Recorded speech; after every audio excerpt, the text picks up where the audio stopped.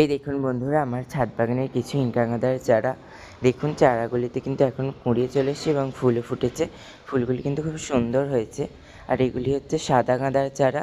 দেখুন সাদা গাঁদাগুলিও কিন্তু খুব সুন্দর হয়েছে। আর এটি আমি নার্সারি থেকে কাটিং গাঁদা হিসাবে নিয়েছিলাম, কিন্তু এটিতেও ইনকা গাঁদার মতো বড় বড় গাঁদা ফুল হচ্ছে। আর এটিও কিন্তু একটি ইনকা গাঁদারই চারা। দেখুন একটি গাছে কত ফুল এসছে এবং কুঁড়িও আছে অনেক।